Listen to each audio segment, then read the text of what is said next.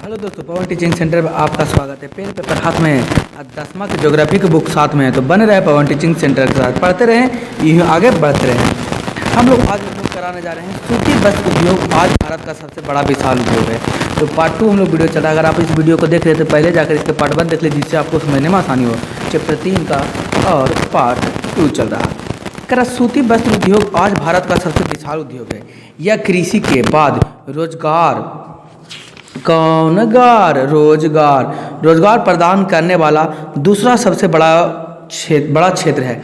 करा कृषि के बाद अगर देखा जाए तो कृषि के बाद भारत में क्या चीज़ अधिक रोजगार प्रदान करने वाला क्षेत्र कौन चीज़ है? रोजगार है, सूती वस्त्र उद्योग है, जिसमें विभिन्न उद्योग में लगे श्रम का लगभग 20% से अधिक पाया जाता है। कै प्रतिशत से अधिक? 20% से अधिक।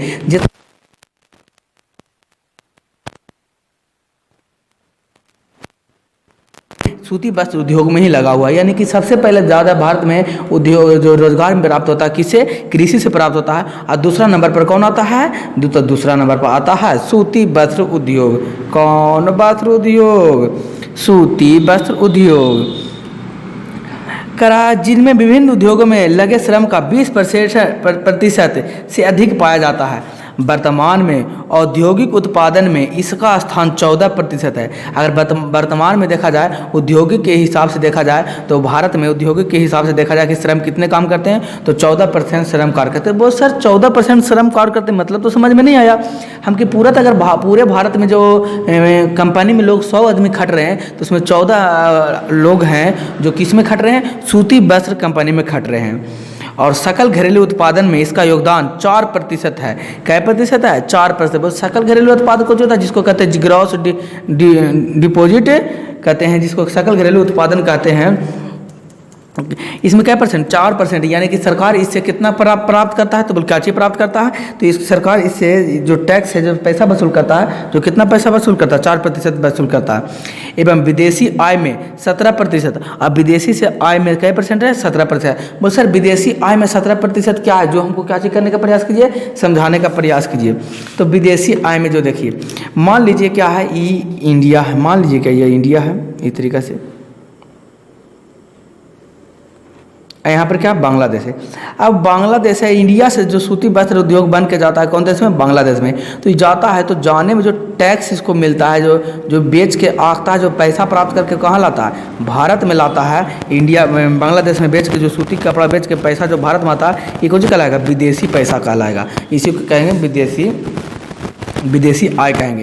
यानी उसको सरकार से प्रॉफिट होता है, टैक्स लगाता है सरकार, तो सरकार को प्रॉफिट होता है। कितना प्रतिशत? 17% आता है। कौन चीज़ से? सूती वस्त्र उद्योग से आता है। 2006 और 7 देश में लगभग 1600 सूती और कृत्रिम वस्त्र बनाने वाले मिले थे। यानी कि 2006 और 7 में देखा जाए तो 2006 और 7 के डाटा बता रहा है कि कितना वस्त्र थे? 1600 कृत्रिम बैक्टीरिया था। तो सोच लीजिए अभी 2022 चल रहा था, कितने लोग, कितने कंपनियां हो गए होंगे। इसमें 80% मिलें निजी क्षेत्र में है। इसमें 80% जो मिल है, जो कौन क्षेत्र में है? निजी क्षेत्र में। कौन क्षेत्र? निजी क्षेत्र में है। शेष सार्वजनिक एवं सहकारी क्षेत्र में है। अब बाकी के जो शेष बचा, जो कौन क्षेत्र में है? सहकारी और सार्वजनिक क्षेत्र में है। कौन क्षेत्र? सहकारी और सार्वजनिक क्षेत्र में है। अर्थात मिल के में सहकारी क्षेत्र में है। आज देश के 93% सूती वस्त्र विकेंद्रित क्षेत्र में तैयार किया जाता है। आज से सूती वस्त्र विकेंद्रित क्षेत्र में तैयार किया जाता है। अर्थात मिलों के अलावा कपड़ा विभिन्न केंद्रों में तैयार किया जाता है। और कह रहा है मिलों के अलावा जो कपड़ा है, जो विभिन्न तरीके से विभिन्न केंद्र में तैयार किया जाता है। प्रारंभिक वर्षों में, कौन वर्षों? प्रारंभिक वर्षों में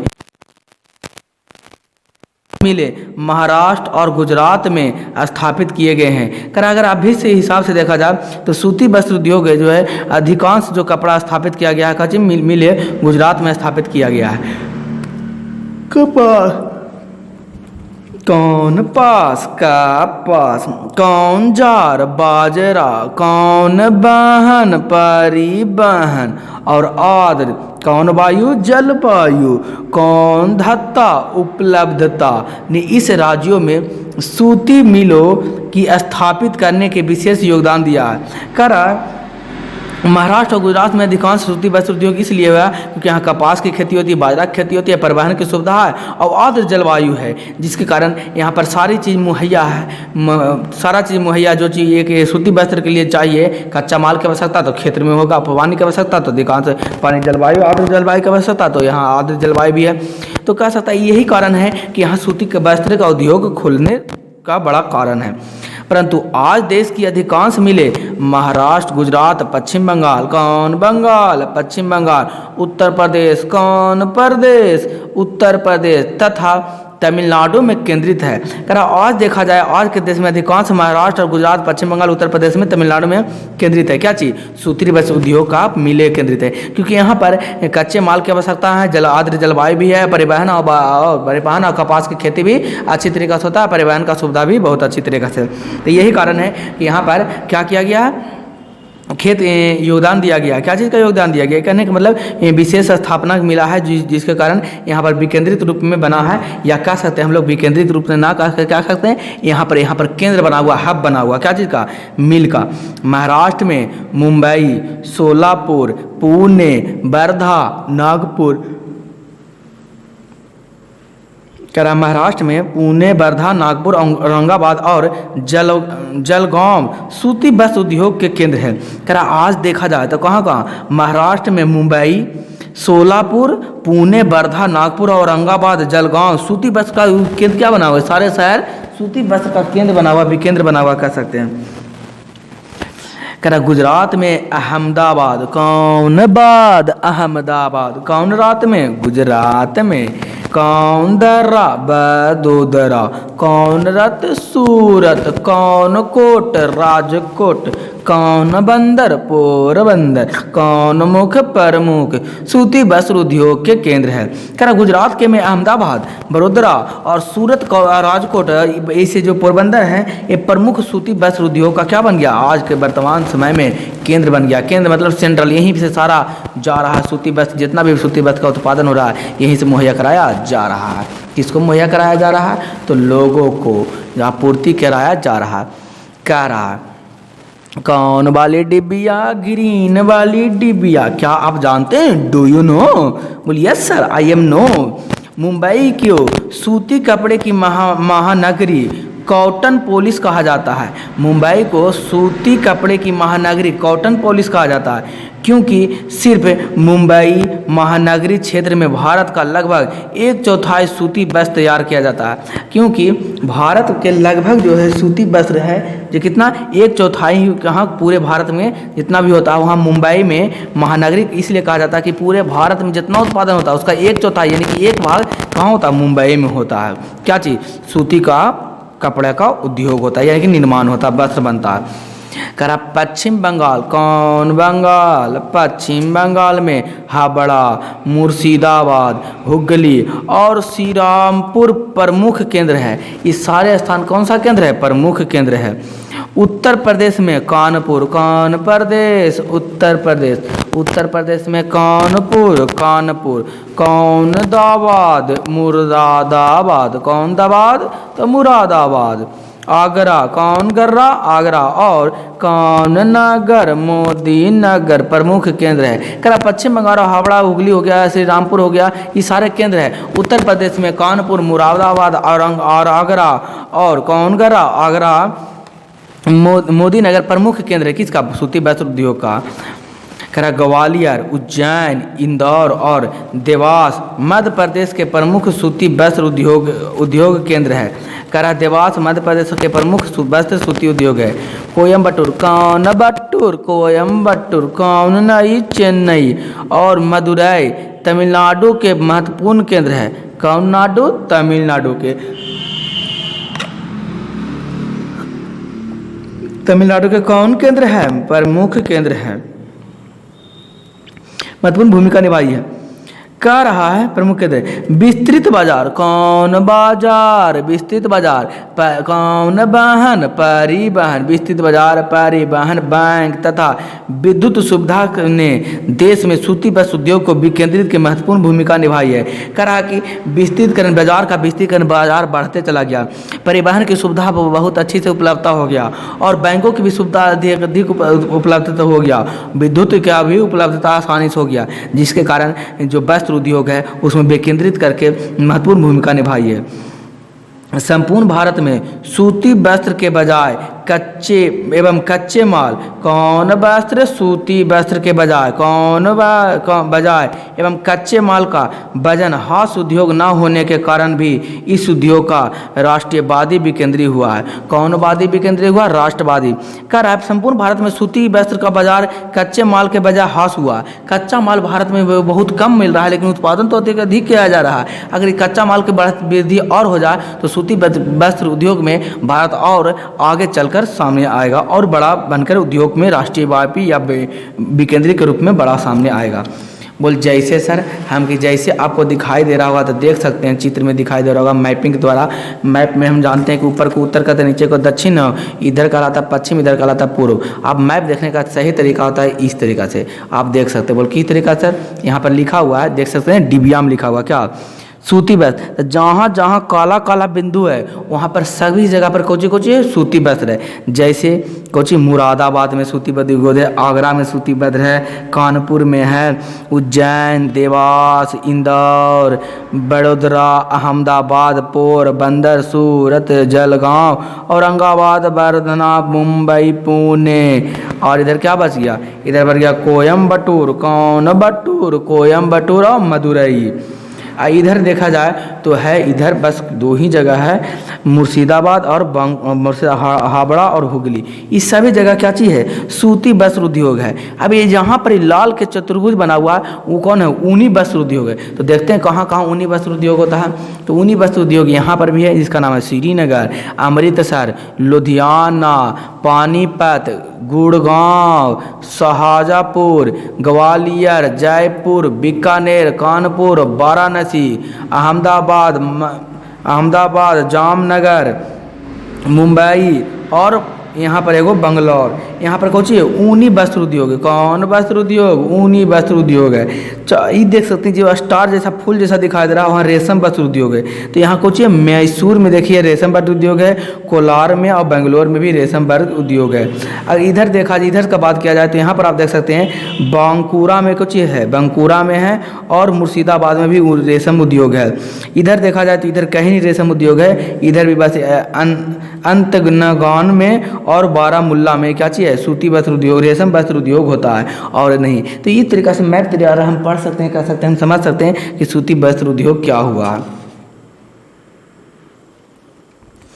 करा कौन वाली डिबिया? तो बैगनी वाली डिबिया। करा इन्हें भी जाने। देश में पहला वस्त्र पार्क सिले सिलाए वस्त्रों को निर्यात, ये तो सिले सिलाए वस्त्रों का निर्यात मतलब कुछ जिसको हम लोग कहते हैं रेडीमेड कपड़ा। कौन कपड़ा? रेडीमेड कपड़ा निर्यात संबंध के लिए एक वस्त्र पार्क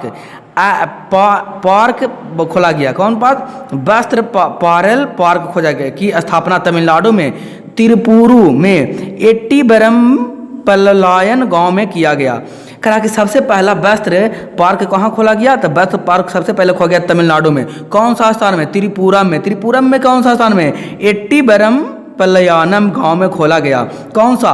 सिले सिलाए वस्त्र का पार्क खोला गया। इसका मतलब रेडीमेड कपड़े का पार्क खोला गया। यानी कि कहने मतलब वहाँ पर सिर्फ आपको कौन सा पार्क मतलब ये नहीं कि घूमने वाला पार्क, इधर उधर घूम रहे हैं जाके एकदम मौज मस्ती कर रहे हैं। पार्क मतलब यह हुआ कौन सा पार्क? तो इसमें बात किया जा रहा है आपको पार्क में रेडीमेड कपड़ा है, जो हॉल रहेगा उसमें रेडीमेड कपड़ा बना रहेगा, आप जाइए खरीद के लेकर आइए। जैसे अभी पूरा रेडीमेड कपड़ा ही प्रचलित में है, लोग रेडीमेड ही बना सिला कपड़ा जाते हैं खरीद के लाते हैं पहनते हैं। आज सूती वस्त्र उद्योग कई समस्याओं से ग्रसित है। अगर देखा जाए आज सूती वस्त्र उद्योग है जो बहुत सारे समस्याओं से क्या है? ग्रसित है। इनमें उत्तम किस्म के कपास की कमी, कम उत्पादन देने वाले परंपरागत मशीनों की प्रधानता है। अगर देखा जाए इनमें से उत्तम किसकी कपास कमी कम उत्पादन देने वाली परंपरागत मशीनों की प्रधानता है। अनियमित विद्युत आपूर्ति। कौन आपूर्ति? अनियमित विद्युत आपूर्ति। देखा जाए निम्न उत्पादन तथा कृत्रिम रेशे में से निर्मित वस्त्रों के साथ कड़ी स्पर्धा शामिल है। कौन स्पर्धा? कड़ी स्पर्धा शामिल है। देखा जाए भारत में सूती कपड़े का निर्यात। किसमें सूती कपड़े का निर्यात? भारत में सूती कपड़े का निर्यात सिले सिलाए कपड़ों के रूप में होता है। कौन कपड़े के रूप में होता है? सिले सिलाए कपड़े के रूप में होता है। संयुक्त राज्य अमेरिका। कौन राज्य अमेरिका? संयुक्त राज्य अमेरिका। United kingdom. कौन किंगडम? United kingdom. रूस, फ्रांस, यूरोप के पूर्व देश नेपाल, सिंगापुर, श्रीलंका और अफ्रीका देश भारतीय सूती वस्त्र के मुख्य आयात देश हैं। कि अगर देखा जाए यूरोप में पूर्व में देश में नेपाल, सिंगापुर, श्रीलंका और अफ्रीका देश में भारतीय सूती वस्त्र के प्रमुख क्या आयात है। और सर आयात कौन चीज होता है? हम कहें जहाँ से वस्त्र आता है उसे का आयात कहते हैं, और जाता है यहाँ उसे क्या कहेंगे? निर्यात कहेंगे। भारत जापान को भी सूती वस्त्र निर्यात करता है। यानी भारत क्या निर्यात मतलब कुछ करता है? भारत है जो जापान को क्या वस्त्र देता है यानी बेचता है। वर्ष 2006 से 7 में 36.10 करोड़ वर्ग मीटर कपड़ा भारत में तैयार किया गया था। कौन गया? तैयार किया गया। अब हम लोग समझते हैं जूट या पटसन उद्योग। कौन उद्योग? जूट और पटसन उद्योग। तो समझते हैं जूट या पटसन उद्योग किसे कहते हैं, जिसके बारे में हम लोग समझते हैं। सूती वस्त्र के बाद जूट उद्योग भारत का दूसरा महत्वपूर्ण वस्त्र उद्योग है। किसके बाद? पटसन के बाद यानी जूट के बाद भारत में जो दूसरा महत्वपूर्ण वस्त्र है कच्चे जूट। कौन जूट? कच्चे जूट और जूट से बने सामान के उत्पादन में भारत का संसार में पहला स्थान रहा। कैमा स्थान भारत में रहा? संसार में पहला स्थान रहा। कौन स्थान? पहला स्थान रहा। जूट के सामान के निर्यात में भारत का बांग्लादेश के बाद संसार में दूसरा स्थान रहा। और जूट निर्यात में देखा जाए विश्व में तो भारत कैमा स्थान पर रहा? दूसरा स्थान पर रहा। और अगर देखा जाए जूट के उत्पादन में देखा जाए तो वस्त्र के निर्माण में दूसरा पर, निर्यात में यानी कि बेचने में, और उत्पादन में पहला स्थान पर। बोल क्यों सर? बेच रहा है, बना रहा है ज़्यादा और बेच रहा है कम, दूसरा स्थान पर। अरे दूसरा स्थान पर बेच रहा है, देखने जाए भारत की जनसंख्या तो बहुत अधिक है, जो लोग यहाँ पर भी तो कुछ कपड़े पहनते होंगे तो यहाँ यूज हो जाता है तो बेचते हैं। जब जैसे आपके घर में 50 kg अनाज उपजाया गया तो 50 kg 10 kg अगर खाते हैं तो 40 kg नहीं बेचेंगे कि 50 के 50 बेच देंगे। यानी कहने का मतलब जितना उपजाते हैं उतना नहीं बेचते हैं, क्योंकि उसका भी तो अपना घर में ही तो यूज करना है, यानी कि पूरे देश में भी तो यूज करना है। उसी प्रकार यहाँ पर देखा जाए जितना जो उत्पादन करता है वो थोड़ी नहीं बेच देगा, नहीं बेचेगा। गाँव में भी तो, घर में भी तो, भारत में भी तो यूज करना है, उसको बिकना बेचना है, इसलिए निर्यात तो कम ही नहीं करेगा।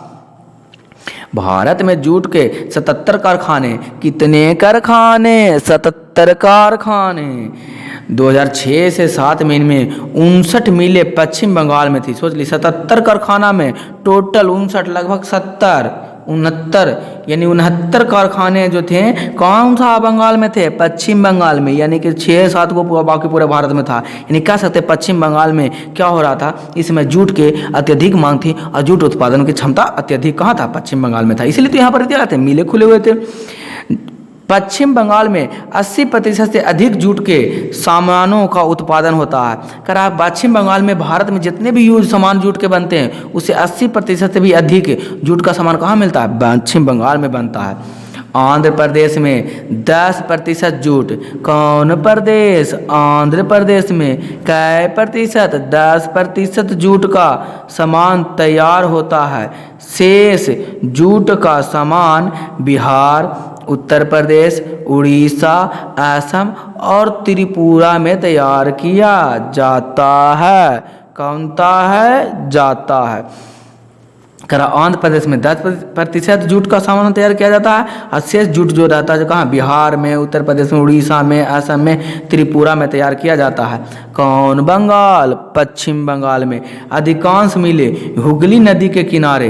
कौन नदी? पश्चिम बंगाल में देखा जाए तो अधिकांश मिलें कौन नदी के किनारे हैं? हुगली नदी के किनारे। वो सर हुगली नदी के किनारे क्यों? क्योंकि कपास की खेती करने के लिए पानी की मात्रा क्या होना चाहिए? अधिक होना चाहिए, भूमि आर्द्र होना चाहिए।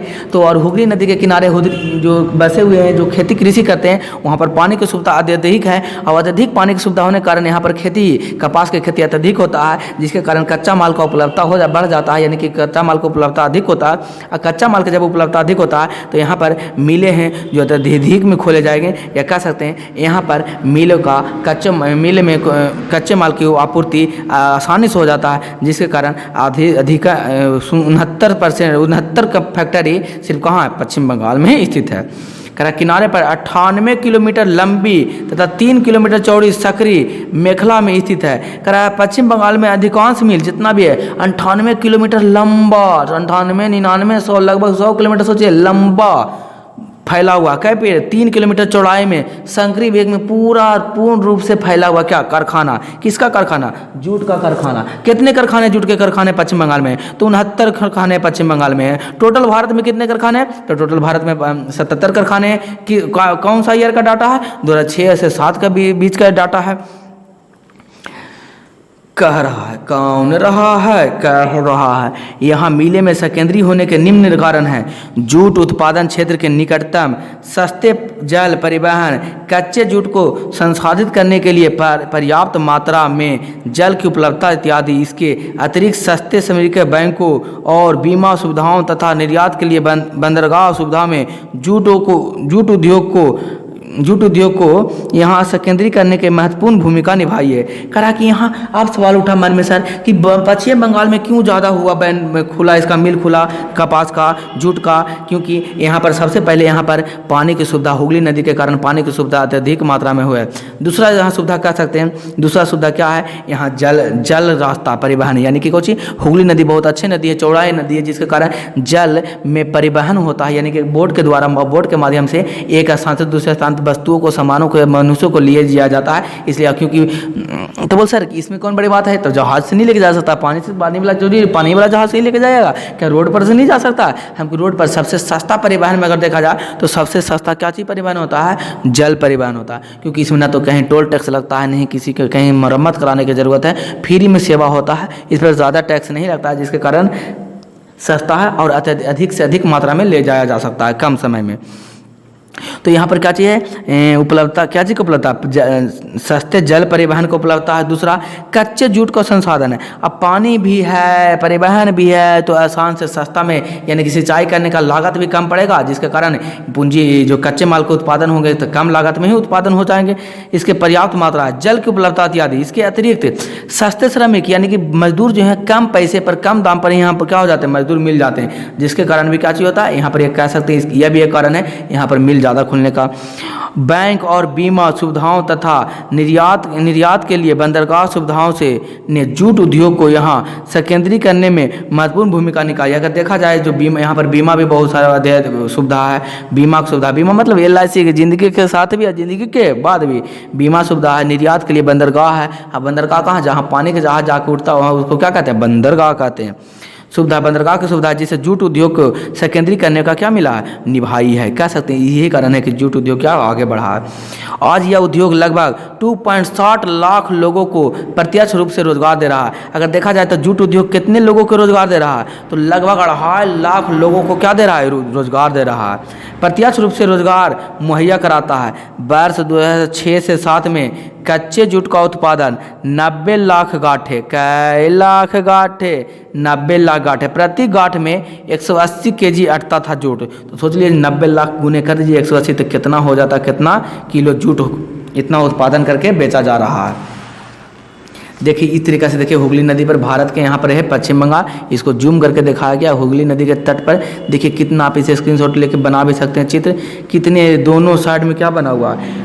नदी, कारखाना, सारा कारखाना का नाम है। इस तरीक़े से कारखाने दोनों साइड में बने हुए हैं। कई लगभग कितने लंबाई इसकी है? तो लगभग 98 किलोमीटर। चौड़ाई कितने हैं? तो 3 किलोमीटर चौड़ाई में फैला हुआ है। तो ये क्या है? पश्चिम बंगाल का है। जो कौन नदी की?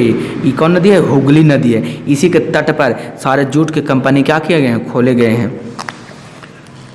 कह रहा है। स्वतंत्रता से पहले और बाद में भी भारत जूट उद्योग निर्यात के द्वारा अच्छी मात्रा में विदेशी मुद्रा अर्जित कर रहा था। कह रहा स्वतंत्रता के पहले भी विदेशी जूट के निर्माण में क्या कर रहा था, ये अच्छा तरीका से अर्जित कर रहा था। इस समय जूट उद्योग कई चुनौतियों का सामना कर रहा था। यही कारण है कि इस समय जूट उद्योग है बहुत सारे समस्याओं को क्या कर रहा है, सामना कर रहा था। ऊंची उत्पादन लागत, अंतर्राष्ट्रीय बाजार में कृत्रिम धागे से तैयार सामान और बांग्लादेश, ब्राज़ील, फिलीपीन, मिस्र और थाईलैंड जैसे देशों में कड़ी प्रतिस्पर्धा था। कह रहा ऊंचे जूट के उद्योग जो चुनौतियां सामने आ रहे थे, जो अधिक देश मांग कर रहे थे। जैसे कौन कौन देश जूट का मांग कर रहे थे, ऊंचे जैसे अंतर्राष्ट्रीय बाजार में कृत्रिम धागे तैयार, सामने बंगाल में क्या चुनौतियाँ दे दिया। जब बंगाल में विदेश में क्या हो गया, कृत्रिम धागे बनने लगे। जूट का नहीं, कृत्रिम मतलब मनुष्य द्वारा बनाया गया तरीके से धागे को क्या कृत्रिम धागा कहते हैं। बांग्लादेश, ब्राज़ील, फिलीपीन, मिस्र और थाईलैंड जैसे अन्य देशों में कड़ी स्पर्धा शामिल है। संयुक्त राज्य अमेरिका, कनाडा, रूस, अरब देश और यूनाइटेड किंगडम में ऑस्ट्रेलिया भारतीय जूट उत्पादन में प्रमुख ग्राहक है। इस सभी देश में जितने नाम लिए हैं, यूएसए में, कनाडा, रूस, अरब देश, यूनाइटेड किंगडम जिसको यूके कहते हैं, ऑस्ट्रेलिया, सभी ये जो भारत के बने जूट को क्या कहते हैं, निर्यात करते हैं या लेते हैं, कह सकते हैं। तो दोस्तों आज भर हम इतना ही लेते हैं। यह हो गया आपका पार्ट 2। दोस्तों अगर आपको वीडियो अच्छा लगा तो लाइक और शेयर और सब्सक्राइब करना ना भूलें। अंत में मैं आपको यही कहूँगा, छोटे को प्यार करें, बड़े को सम्मान करें, अपना व्यक्ति इस तरीक़े से कायम रखें कि आपके साथ रह रही स्त्री भी सुरक्षित महसूस कर सके। तो बने रहे पवन टीचिंग सेंटर के साथ, पढ़ते रहें, आगे बढ़ते रहें। अंत तक वीडियो देखने के लिए आपका धन्यवाद।